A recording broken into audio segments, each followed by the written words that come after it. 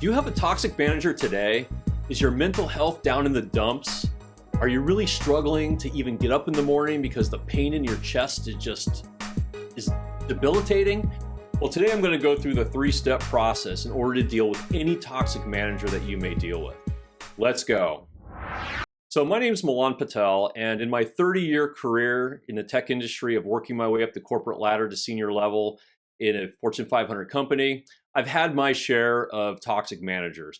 And surprisingly, not even through me trying. They happened through reorgs in a couple cases. In one case, my manager retired, and so the new one that was hired was pretty toxic. And so you will likely have to deal with it as well. And so the 3-step process, step 1 is about taking a breath and assessing. What I mean by that is you need to take a breath and not make any drastic decisions that you might regret later.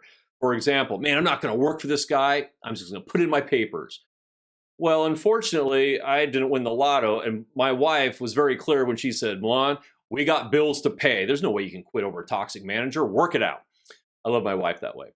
And so, taking the breath is important so you don't do something drastic. Then the assessment phase is really about understanding for this manager who's toxic, what are the behaviors explicitly that make it toxic for you? Now, the example I'll use, I had a job where I was competing for a role and we knew the other person would get rolled under that person who was hired. We were both peers and I didn't get the job, which is one reason that I developed, my own process to deal with this. And so after a short period of time, I knew that he was toxic to me because he was condescending, overbearing, and micromanaging. Great. Now that I have this information, which I knew those were the keystones on what really made it painful for me, I had to move to step 2, which was short-term plan of mitigation. So now is when you put specific tools in place for those 3 items in my case to basically lower my stress, because working on them with something is going to be better than nothing and worrying about it. So as you lower the stress and improve your mental state, it helps you lengthen out the time that you can deal with it. Very important point, because if you never really identify those issues, you can't deal with them. I've worked with people in the past where they say, I have a toxic manager. I say, okay, well, why are they toxic to you? Well, they're mean to me. They don't listen to me. Okay, we're starting to get someplace. But being mean and not listening are usually high-level umbrellas that you can't really put a good tool to. So you got to break them down a little bit more. So I suggest everybody does that. And then once you understand what those are and you've put those in place, and now you're mitigating those issues, you move to step 3. Step 3 is about then reassessing and taking the next step. And that happens in one of 2 ways.